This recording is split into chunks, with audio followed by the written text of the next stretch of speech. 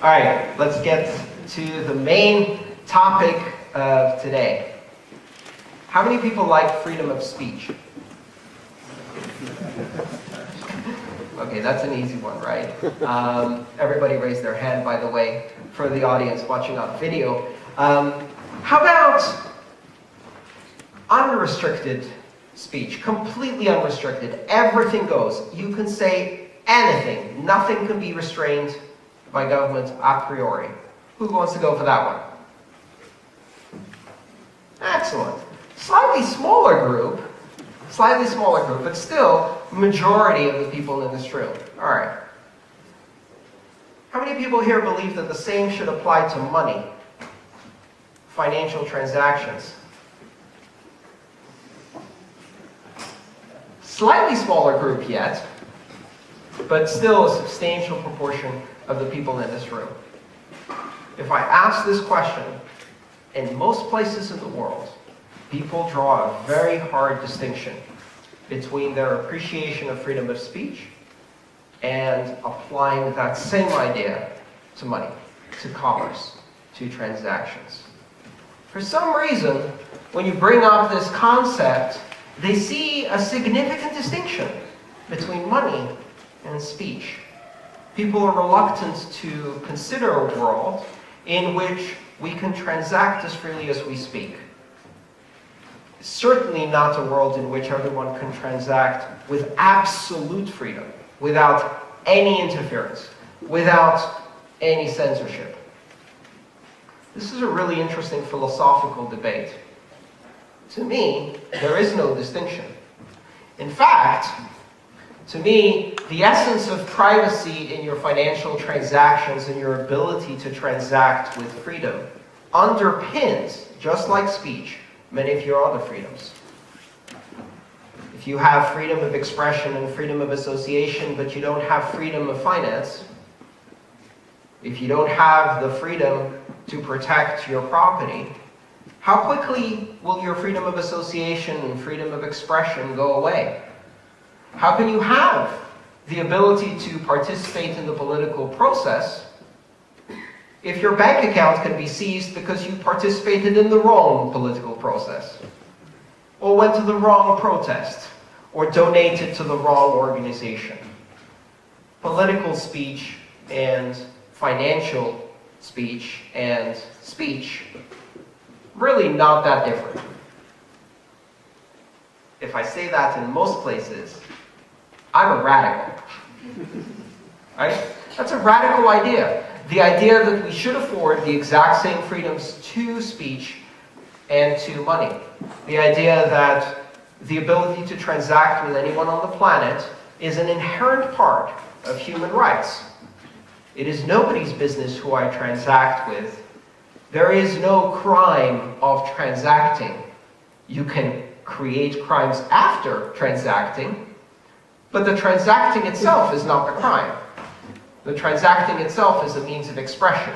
It's my ability to exert self-determination through the fruits of my labor. A radical idea. This philosophical debate has been going on for many, many years, all around the world. And in fact, nowadays we see this is coming to a significant amount of tension. If you ask the average person, is it okay if the intelligence agencies monitor your phone calls, monitor your emails, watch you through your webcam? Most people would say, no, that's not okay. That's not an acceptable state of society. How many people have noticed that every single credit card transaction you do, every line on your bank statement, is not only monitored, but is freely given to all intelligence agencies without warrants, without suspicion, without probable cause, without due process? Are we outraged about this? Most people aren't. Most people are outraged that the NSA may monitor the metadata of their phone calls, but they don't give a damn that under the Patriot Act, every financial transaction they ever do can be picked up by a podunk sheriff in a tiny county to peruse at their discretion without any form of legal process for everyone and anyone at all times. We make these artificial distinctions between these fundamental rights. To me, there is no distinction. The privacy of my finances is as important as the privacy of me. My ability to express myself in commerce in a society is equivalent to my ability to express my opinion. And if I don't have freedom in my financial transactions, I don't have freedom at all. Or I have freedom that is subject to immediate withdrawal if I cross a line I can't see. That is a scary state of affairs. Most people accept it. So this is an interesting philosophical discussion. We can go one way, we can go the other, we can talk about it. None of it matters. None of it matters. And the reason none of it matters is because that is the discussion we were having for the previous 2 decades. That is the discussion society has had for a long time. That is not the discussion we're going to have from now on. None of that matters. Because the statement, money is speech, is no longer a philosophical question for debate. It is a technological fact. And that's Bitcoin. And that's Ethereum. And that's open, public, borderless, transparent, transnational, neutral, censorship-resistant blockchains. They establish, in reality, the technological fact that money is speech. Why? Because money can now be communicated over the networks of speech. It can be transported with the protocols of speech. It can be encapsulated into the media of speech and expression. It is a system of expression. Money is a content type on the internet. .avi, .mp3, .bitcoin. It is a content type.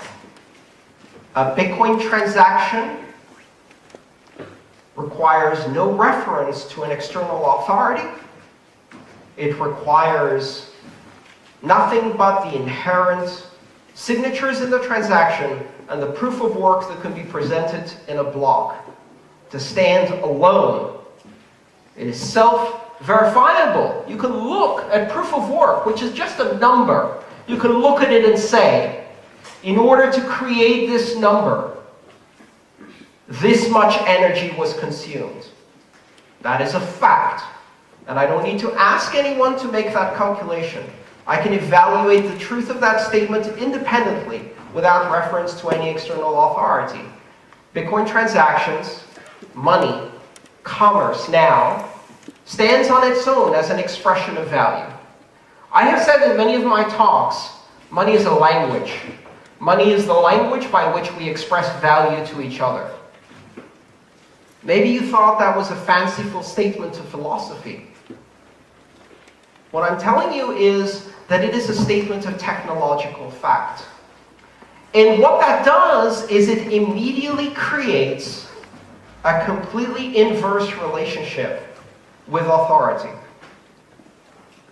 If I wanted to transact commercially when the question of money as speech was a philosophical debate, I had to assert the truth of that and fight for that right. Now, the technological fact that money is speech allows me to use the medium of speech and all of its privacy enhancements, Tor, anonymizers, remixers, encryption, to speak freely through money on the internet. And better yet, the only way to change that is to censor speech. Because you can't differentiate my commercial speech, my money speech, from my political speech, from my cat videos, from my gossip. It's all completely the same on the internet. It uses the same technology infrastructure, it uses the same protocols, it uses the same privacy protections, and it mixes with everything else that's out there to form one giant roar of human expression. And in that roar, my money is speech. It has been established as a technological fact that I need no one persuade or debate. I can simply speak commercially. I can transact. I have established my freedom of expression in the domain of commerce, my sovereignty of speech, now that this is a technological fact. Thank you.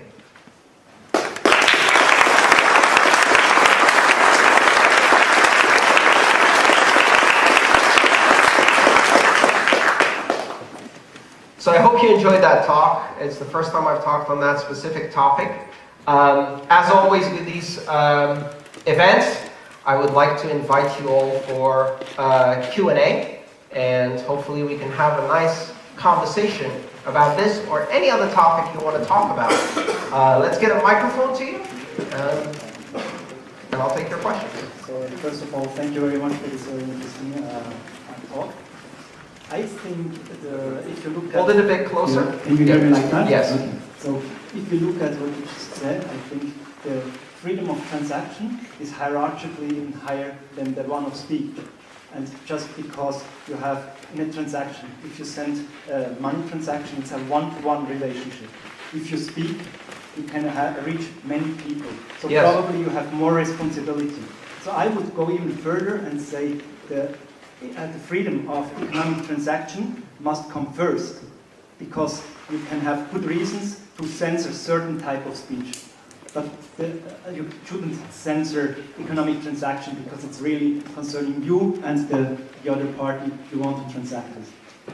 That's a really great point. I don't know if you've heard that. The idea that in speech, when you're speaking to many, you have a higher maybe burden of responsibility. In a transaction between you and another person, it is entirely between two private individuals. What is really the authority of anyone to intervene in that transaction? Yes, I can agree with you there. I don't really see any situations under which you would restrict speech anyway, but that's because I'm a radical. To me, it could appear that you're conflating... Bit closer to your...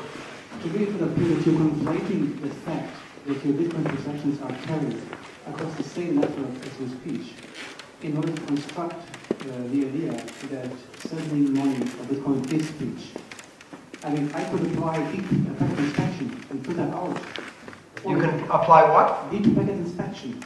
Yes. And basically figure out, separate all of your money transactions from your...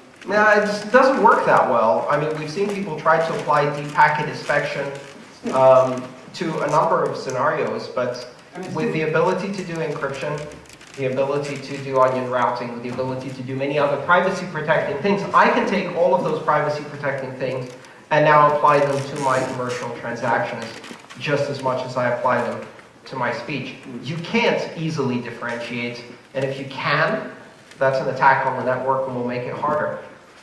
I mean, from a legal standpoint, the fact that you carry your transactions across the same medium as your speech doesn't make it speech. I don't care about the legal perspective. I care about de facto outcomes. Technology is about creating de facto truth that the law has to catch up to. And that's one of the beauties of Bitcoin. I have a question for you, Andreas, I'm here. Yes. Some governments are studying the possibility to issue national cryptocurrencies. Yes.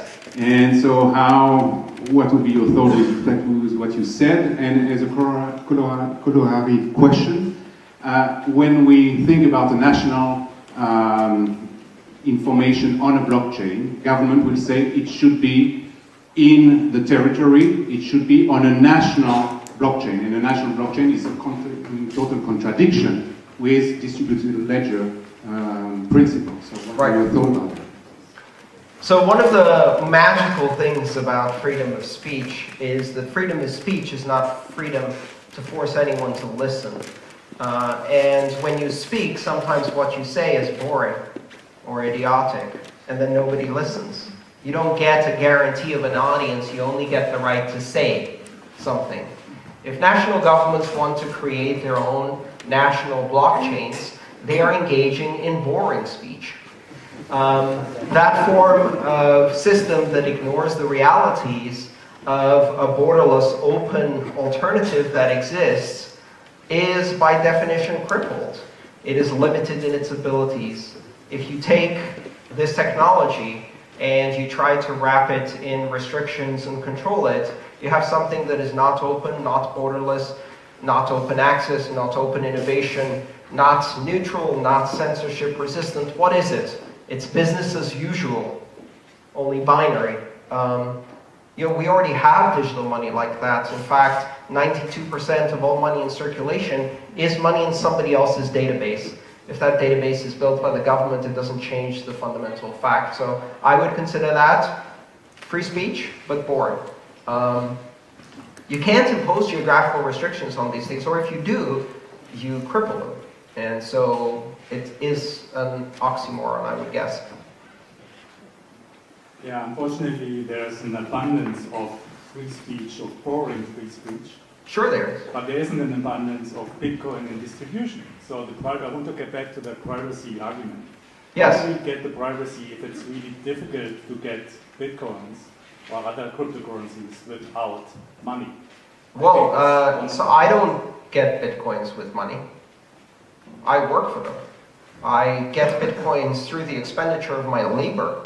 I don't buy, I earn Bitcoins. And there's a fundamental philosophical difference when you start earning Bitcoin or any currency in the new digital domain compared to when you buy it. When you buy it, it's an investment. When you earn it, it's the fruit of your labor. When I buy Bitcoin, I'm simply adding my economic activity to Bitcoin. When I take my labor and I start selling my labor for Bitcoin, I'm doing two things.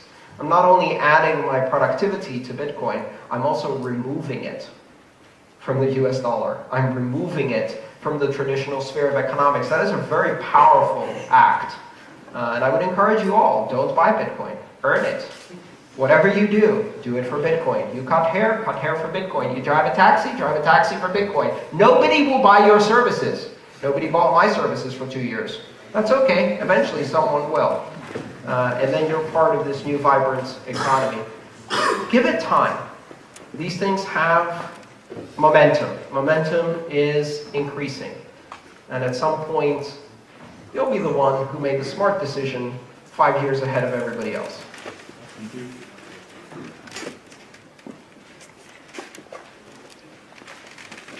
Hi, a question concerning speech and currency. You cannot acquire anything with speech alone, but you can. So your comparison is not 100% the same. I mean, Sorry, I can't acquire anything through speech alone? no, you can't. Oh, standing on the stage right now, I acquire most of my requirements out of life, out of doing exactly what I'm doing now, which is speech. So I don't see how that's not... Okay, how many people would buy me a drink tonight? I just acquired a whole bunch of drinks. No, but it's still not the same. It's not the same. It's a philosophical argument. Yeah, sure, but I mean... But the point is... freedom, and you want to put them, if you want to put them equivalently, Yes. You just have to look at the consequences, which doesn't mean I'm opposed of your value system, but just say it's not exactly the same. Yes, I think the consequences of spreading ideas are much, much more powerful than the consequences of spreading money. And I think for far too long we've undermined one in favor of the other. I don't believe in controlling the spending of money, because then you give the power to those who are controlling it to spend the money any way they want, and you only restrict it for everybody else. And that ends in a society that is very, very imbalanced. We see that already. If you have a banking license and you conduct money laundering, nothing happens to you, right? Nothing at all. We see that happening again and again in society. So I don't buy that argument, I'm sorry. I think speech is more powerful than expression through money, and yet money is the one that's restricted. Do you have a microphone? Yeah, yes, there you go.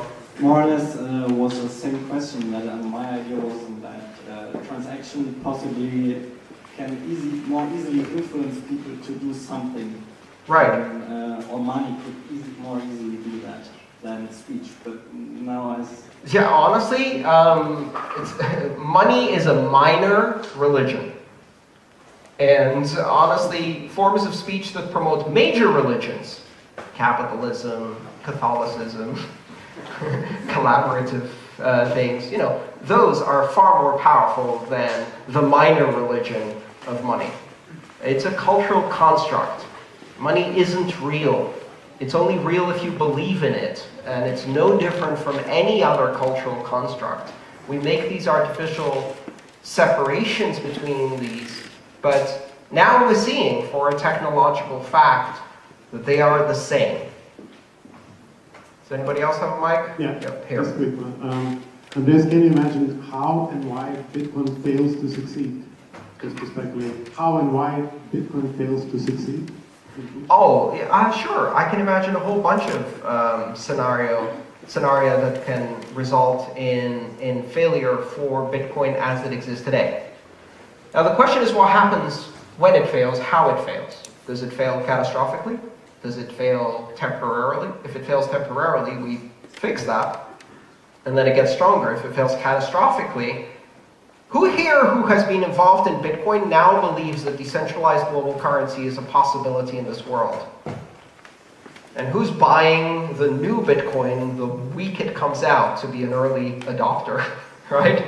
So if Bitcoin collapsed catastrophically, we will learn what killed Bitcoin, and we will build another decentralized currency if there aren't already dozens of others waiting in the wings, or if the problem affects all of them. The point is to separate the current instance of Bitcoin from the broader implementation of Bitcoin across many years, from the even broader idea of a global, open, borderless, decentralized system of trade and trust. And that last one wins. There's no question about that. The question is, what will we call it and what will it look like? And that, I don't know. Question back there? Yeah, hello. Hello. It's an honor to finally see you. Thanks for coming. Quick question. Can you give us your thoughts on Zcash, which will launch tomorrow? I have to say I'm not an expert. I have downloaded and ran the testnet version of Zcash, and I did some test transactions just to see how it works, looked through the source code a bit, and I've read the implementation of ZK snarks. I understood probably about 30% of it. That's generous, right? Yeah, okay, maybe less. And I find it fascinating. I do also understand that from a scaling perspective, it has some challenges that are significantly bigger than the scaling challenges of, say, Bitcoin or Ethereum or other systems. But I also understand that it works very well collaboratively with many other chains. So I would love to see Zcash as a side chain. I would love to see it as part of the ecosystem. One of the interesting things that's happening now is as you have an ecosystem of blockchains developing, you can borrow features from each of them, or you can use their features temporarily. You can take your money, move it into Zcash, get a degree of anonymity and privacy that is very high, and then move it out into something else and run a smart contract in Ethereum, and then move it to Bitcoin and put it in cold storage for long-term value. It's all part of the ecosystem, and we all benefit from these inventions. So I'm excited to see how it goes. I hope it goes well. Over here? Yes. Hi. Oh, one second. Sorry, back there. We'll come back to you in a second. Oh, microphone not working.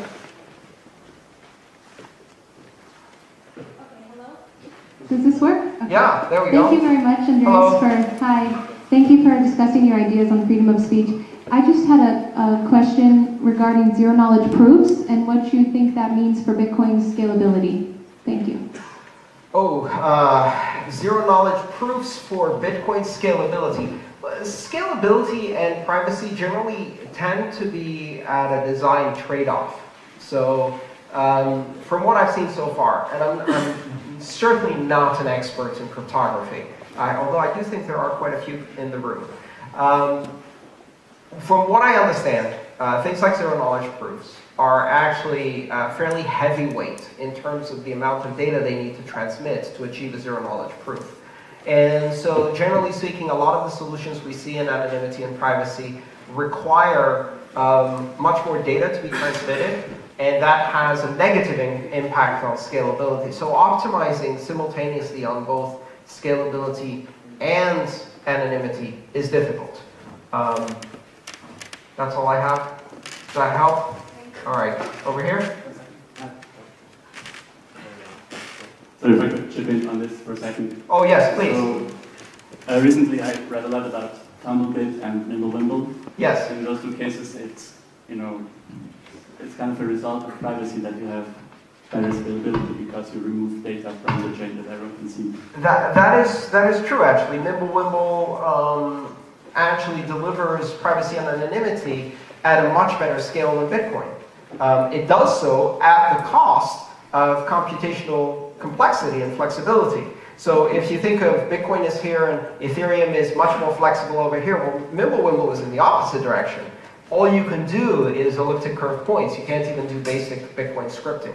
So there's a trade-off. It's just a trade-off on a different axis. I think the same applies to Tumblebit, but I'm not sure. I'd like to see. Thank you for that. Hi. Yes. Good work. Yeah, now works. My question would be, Andreas, what are your thoughts on Ethereum hard fork? Because on one side you say you have a decentralized currency, cryptocurrency, but on the other hand, if you have, say, very few miners who control large pools, then it's not decentralized at all. It's actually much more centralized if it's a global currency than even some governments. What are your thoughts on that, on the hard fork especially? Well, let me start backwards from the decentralization question. I think it's important to understand that decentralization is not a Boolean. It's not a true-false value. It's a range. And in fact, it's an asymmetric range, which means that a centralized system has to have almost complete control, end-to-end, in order to be effective at centralizing. If you get a bit of decentralization, it already undermines that quite significantly. So it's an asymmetric scale, which means even a bit of decentralization changes the behavior of a system quite dramatically. A bit of centralization doesn't do anything. A bit of decentralization does quite a lot. So saying it's not decentralized, it is decentralized. It's not as decentralized as it could be. And again, I think it's important to give these systems the benefit of the doubt.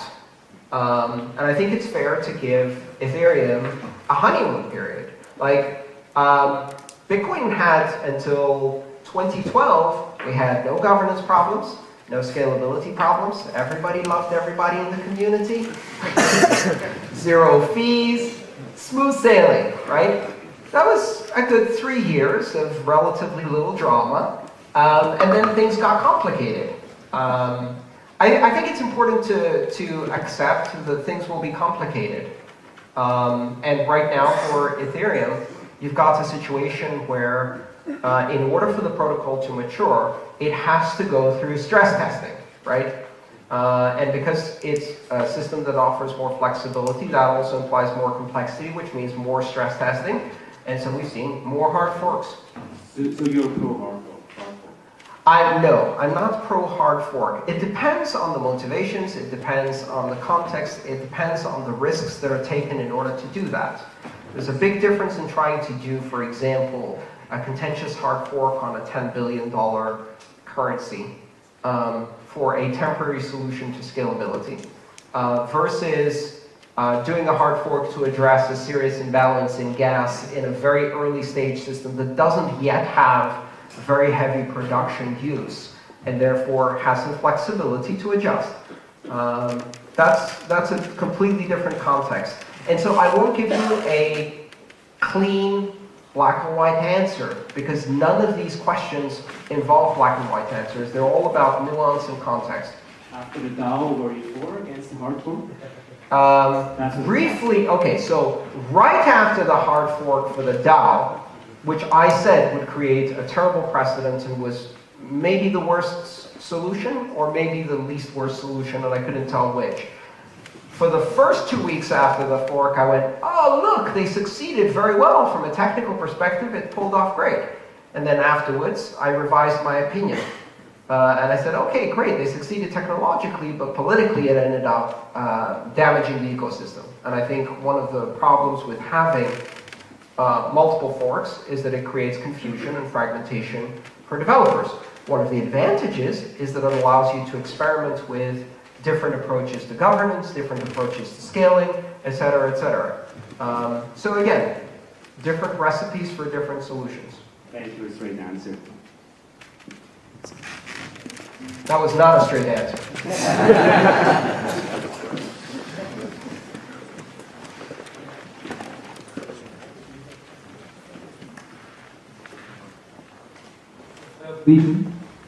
Hello. Yeah, my question is a little maybe naive at this point, but when we talk of currency, we talk of fiat currency, we trust in an entity. In the case of the US dollar, might be the Federal Reserve, or as long as the sovereign exists.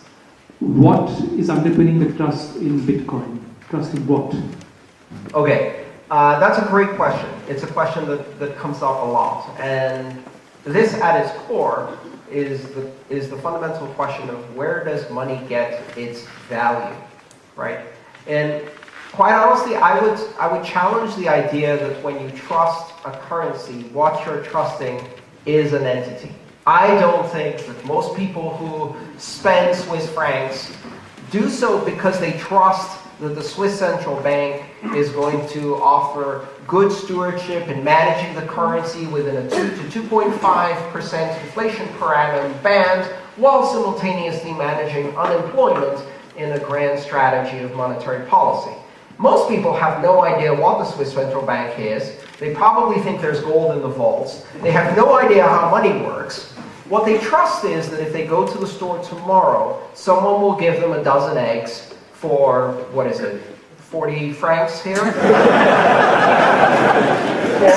francs? Something like that.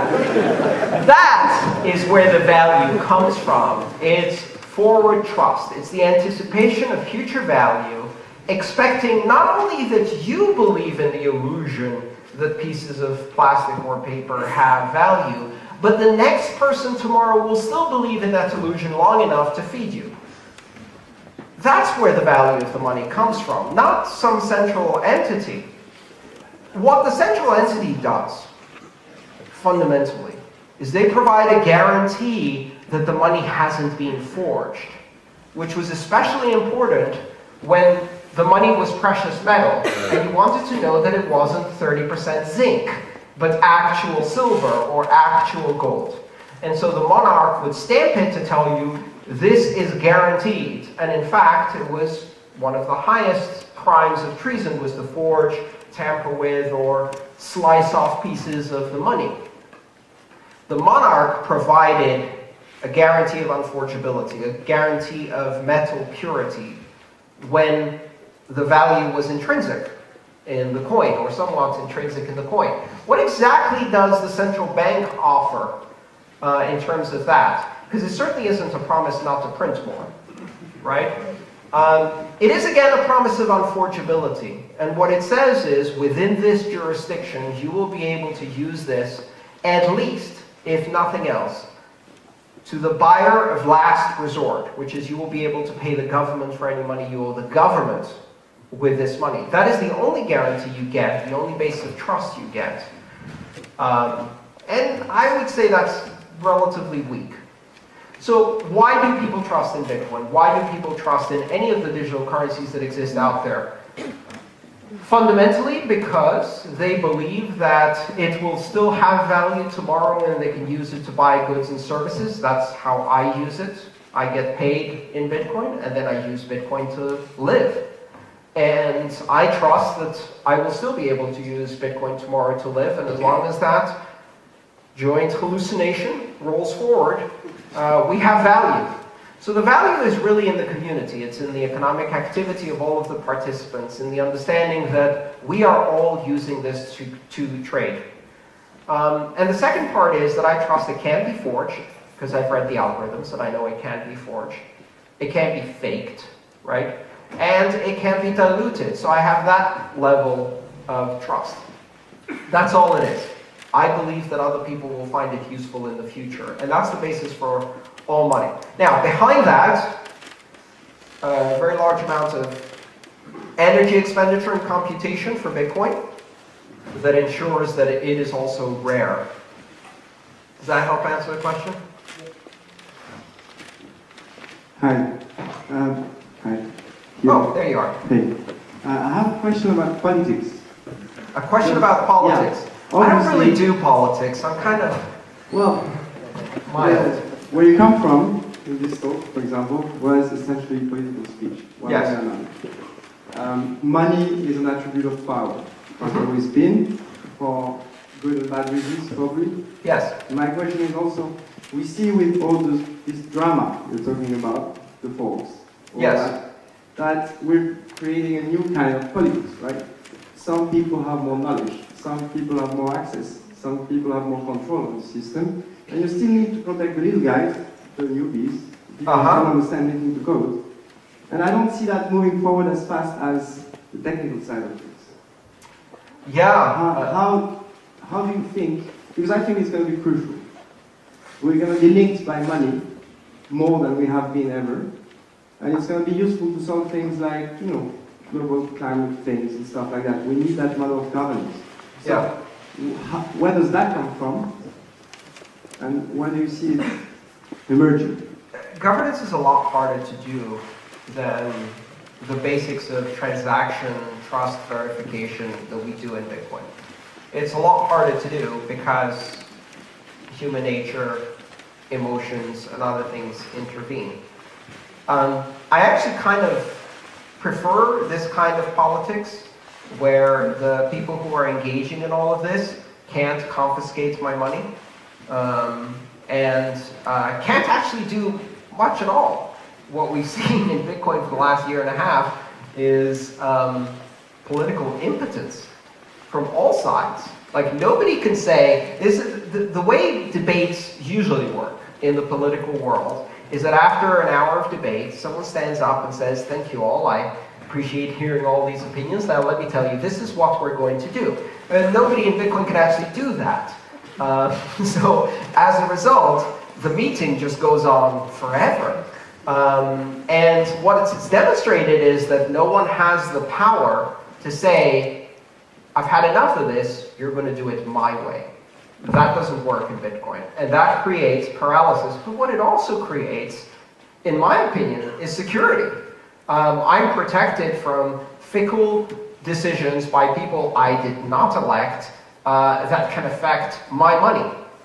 Because what happens in Bitcoin when there's paralysis of decision is the status quo remains. And that's not a bad model for governance, at least for now. So I'm not too worried about that. I think the drama can be toxic to the community. I also think that not all of it is naturally occurring, if you know what I mean. There are entities out there that are fertilizing this drama. It's happened to every other community, in every other field in the history of humanity. It would be naive to think that you don't have some drama being fertilized in Bitcoin on purpose. Who's an agent in here? You? You? You? No? Okay. Come tell me later. Oh, you are an agent. No? Oh, no, you want to ask a question. Okay, so governance is something that we're going to see develop. One of the things to realize is that the governance involves complex multilateral relationships. And when you look at systems as they scale and develop, the first things you get are things that work with one person. Then gradually, as the system evolves, you can start doing bilateral things, which involve two parties. And then once you have enough people, you start doing multilateral things that involve multiple parties. That's why Facebook didn't happen in 1992, when no one had fixed internet or barely any email. The first applications have to be simplistic. Complexity emerges once you've stabilized the basics. And governance is complex. So that's to say, I don't think it's impossible I don't think we can't find ways to use this technology to improve governance. I think we will, but not yet. So for now, we have to ignore the drama and focus on the technology and build things. Yes, agent. No. Sorry, I'm just kidding. Continuing from the question about the confidence that we have in something like Bitcoin, yes, which gives it its currency, its viability. Do you think, and I guess I'm going to ask you a prediction here, when do you think governments will consider seriously cryptocurrencies as a potential alternative? Would it be when there's economic crisis and a run on the bank and they're looking for a refuge? Is it a refuge solution for banks? What do you think will require the adoption of the efficiencies of work, just even the efficiencies of cryptocurrencies by government? So first of all, I think it's a very dangerous idea to have national governments adopt any form of digital currency, especially one that they don't control, or a global digital currency, and then impose that on the citizenry as their only choice. And, you know, the fundamental model of having national currencies that are a monopolistic system that is imposed on you, that you don't have a choice, is part of the problem we have in the world. So I'm looking to a post-national world. I don't think Bitcoin should replace national currencies. I think you should have a choice to use anything and Bitcoin and anything else. However, I do predict that some governments will do that.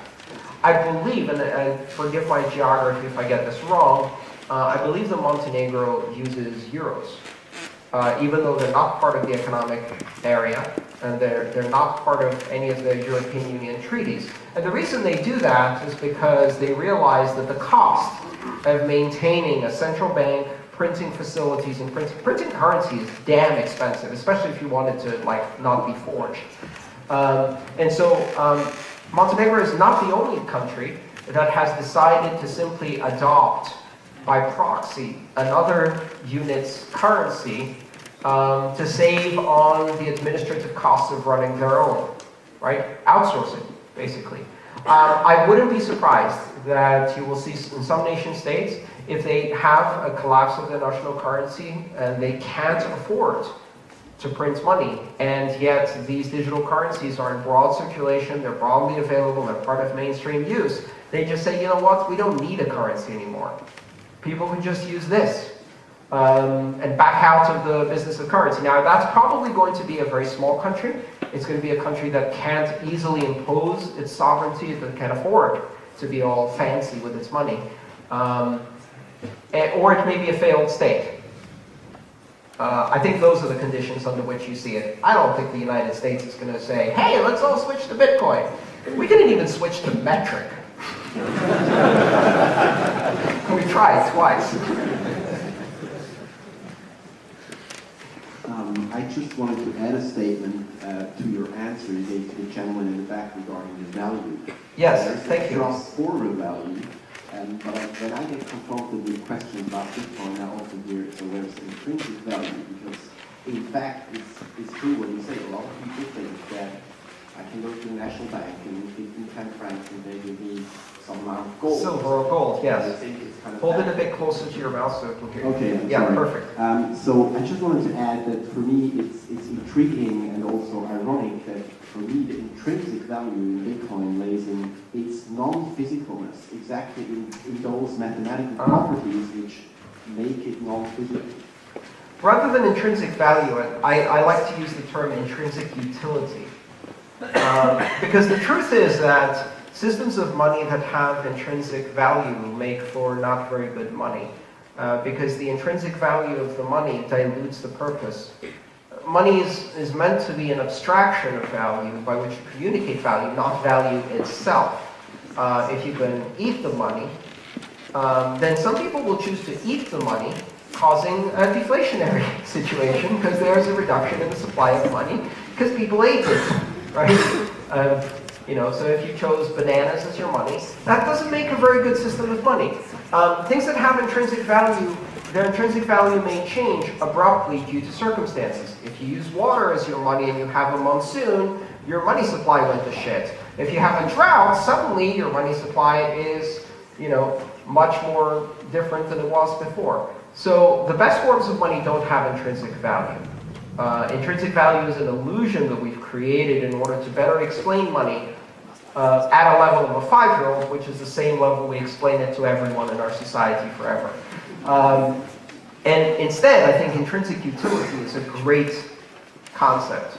That Bitcoin is useful, and it has uses that can't be done by other things, and that intrinsic utility isn't forward-looking, it's practical. So thank you for adding that. All right. 2 more questions. 2 more, and then we're done? Is that okay? How long can you having fun. do this? All right. Let's see. If people have more, we'll go a bit longer. Who has a microphone? Yes. Sorry, I can't see you. Yeah. Hi. Thanks for the talk. Closer to your mouth, please. Thanks for the talk. From a perspective of defending and increasing freedom, should we even care about politics? Why and why not? Or should we just focus on counter-economics like we do, we only live by Bitcoin, etc.? What do you think? Why politics could matter, why not? So I think so the question was, should we care about politics or should we focus on doing these things? To paraphrase, on building things. That is politics. What I'm doing here is politics. Politics is a conversation about how we best want to organize society.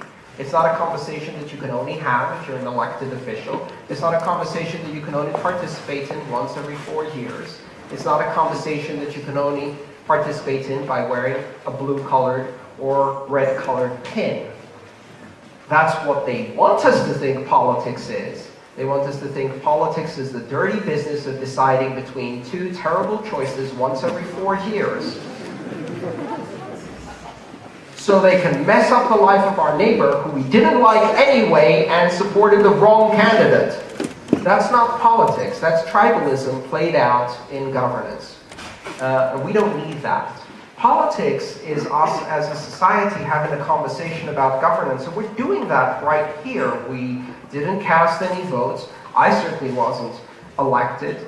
The bottom line is that this is politics. We are engaging it every day. And in fact, local organization, creating community, creating things that are valuable to other people, helping each other is the most powerful form of politics we have. Don't vote. Code.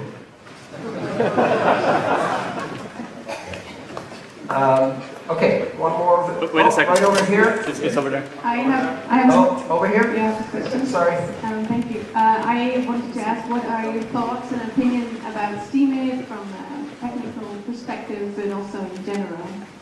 Yes. I was doing a presentation in Prague 3 or 4 weeks ago, and someone asked me, what do you think about Steam? And I heard, what do you think about Steve? And so I'm standing on stage, and I'm running through my mind furiously. Who do I know in this space called Steve? And what can I say about Steve that will be appropriate for an audience question? So, Steemit. Thank you for pronouncing it better.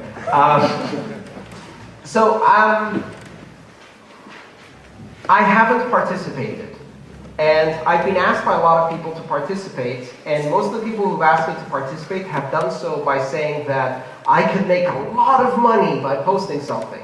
And to me, that makes me much more skeptical of the long-term value of something like this. I do believe in the enormous power of money to mediate social relationships. Why? Because money has been mediating social relationships for thousands of years, and therefore, why not also use it to mediate social relationships on the internet? However, as I was saying earlier, the complexity of the system matters. At the moment we're doing like the prokaryote, the single cell eukaryotes of Bitcoin, right? The level of complexity is pond scum, right? We're not going to start making the complex animal kingdom of cryptocurrencies yet. From a biological perspective, we're still in the pond scum age. It's important to realize that there are limits to what you can do when the vast majority of people around you don't use something. At the moment, the penetration of these technologies is extremely limited. So, one of the things that I think it's important to look at is how social media emerged on the internet. It's very interesting. When Facebook launched, they didn't launch worldwide. They didn't launch stateswide. They didn't even launch statewide. They launched building-wide. They went to one building, the Stanford campus, and they annoyed the hell out of every person in that building until they all signed up for the Facebook. And then it was useful, because at least you knew that everybody else in your building had it. And then they did the second building, and then the third, and after a year of this, they got a campus, and it spread from there. It's very difficult to bootstrap bilateral markets. It's much, much harder to bootstrap multi-party markets, and even harder to bootstrap these kinds of immersive, mesh-like experiences that involve broad participation. So, I have a feeling that these things won't work for a few years.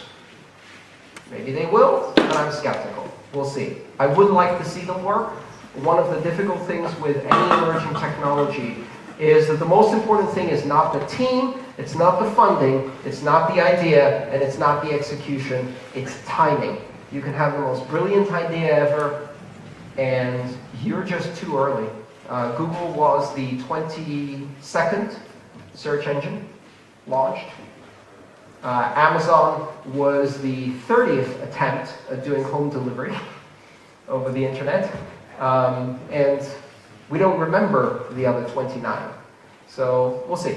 I wish them luck. Hello. Yeah. There you are. Yes. It's more getting back to the beginning, to the more philosophical question. Yes, question. Sure. So, you said that there is an equivalence between money and speech. And what I will argue is that,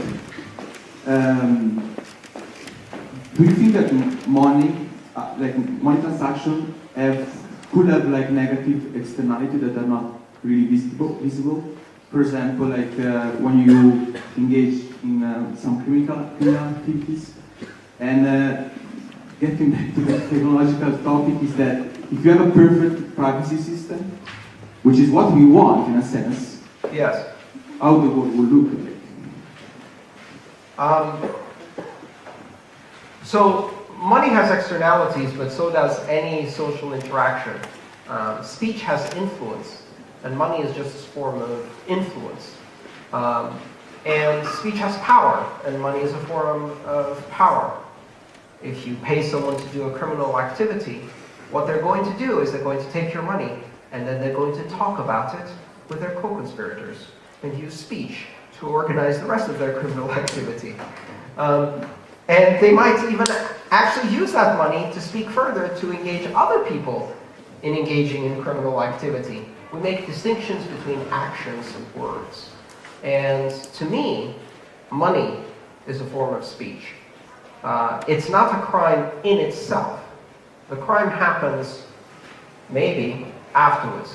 If you enable systems of complete privacy, complete anonymity, complete independence, then criminals will use them. If you don't, then criminals will use them too. The difference is the rest of us can't. That's the only difference. There exist today systems that will allow you to do all of these things with very robust anonymity. And criminals are already using those systems. I don't get to not allow criminals to use technology. I only get to ask the question, should we allow everybody else to also? If you make a law that says you can't use something, here's a newsflash, criminals will break that law. Because they're criminals. And they're probably going to break a much bigger law than that law, right? What you're doing is you're ensuring that the innocent can't use the technology that the criminals are already using. And to me, that's the essence of also of freedom of speech. If you have someone who opens their mouth and screams profanities at the poor lady waiting at the bus stop who didn't want to hear all of those words, that's not a good outcome. But if you try to shut that person up, two things will happen. One, they'll still speak, right? They'll be screaming profanities in their jail cell, at the very least, but you're going to stop everybody else from speaking just to protect yourself from that. And I think that's a bad idea. Now, turns out I'm a radical, so we'll see. All right, one more question? Yes. Two more questions, 1 second, yes. It buys into what we just talked about here. Yes. This stuff. You know, my youngest brother, he's a professor in law. He teaches his students to read the word of the law and write the word of the law, but judge according to the spirit of the law. Yes. Now, when we look at these new technologies like distributed ledgers, Ethereum, smart contracts, etc., suddenly we stand in a dilemma, I think, where you have to decide who is actually judging the spirit of a piece of code. Uh-huh. So if you look at that from that perspective, my question goes in the direction that is a maybe national, maybe regional, maybe global legal framework necessary, preemptively even, and if so, how urgent is that? As a system that overrides the consensus algorithm, no. Not only is it not necessary, it is odious. It is contrary to the very concept we're trying to build. We already have plenty of institutions that allow you the flexibility to try to see if your problem will be adjudicated based on the spirit of law in front of an impartial judge or a jury of your peers. We already have all of that. Everything we have is all of that. And your friends' students will leave law school believing in the spirit of law and be gradually ground down through the system of prosecution and courts until eventually they don't believe in anything other than winning the case. That's usually what happens. But the reason we have a consensus algorithm is because we're trying to build an alternative system where the outcome is known based on the formulation of the contract, and it is completely neutral and impartial. Will that always work? Hell no, it won't. Sometimes it will backfire badly, and we will have a Dow-zaster. That's what I mean. But then the question is, how can law create a safety net? The worst case you can have, if you have a system where the smart contract has failed, is that every participant in the smart contract finds anyone they can specifically identify jurisdictionally, geographically, individually, and sue them in whichever court they choose or find themselves at the time. And then you have to deal with this morass. I'm not suggesting that's a good outcome. I'm suggesting it's an inevitable outcome, that if you have disputes that arise in this system and you don't have a means of resolving them other than the consensus mechanism, people will start filing lawsuits at each other. So, there's this really interesting framework called the New York Convention on Arbitration, which is an international treaty that allows you in 156 countries to claim independent legal arbitration through a private system of law that you can predefine the duration, the discovery, who the judges are going to be, how it's going to be adjudicated. Perhaps we should be building systems that say, if there is a failure in this consensus system, our disputes will be, we agree to waive our rights under the New York Convention to local courts and instead subject ourselves to arbitration under a crowd jury selected by smart contract 0xABCDEF to provide the final solution. Maybe you do that. I don't know if it's a good solution. I know it's better than trying to defend yourself in 100 local courts. But what if it's not in the consensus algorithm, but in the use, or rather abuse of the system? Like, for example, the Dow oops, as I call it, but I can imagine much worse. So the trick is distinguishing between what is use and what is abuse of the system. And in a system that has no spirit of law, but only has rule of consensus, there is no such thing as a distinction between use and abuse of the system. If you can use the system, it is use of the system. If the consensus algorithm allowed it, it is use. The distinction you're putting, which is a normative judgment of the spirit, doesn't apply. It simply doesn't. So, quite honestly, I think the Tao was a great lesson in that. And the lesson wasn't, should we fork or should we not fork? The lesson is, don't put $150 million fucking dollars in an untested contract, you idiots. But that's a lesson that is self-correcting, right? People got hurt by that, and they're going to learn, and we're going to get better.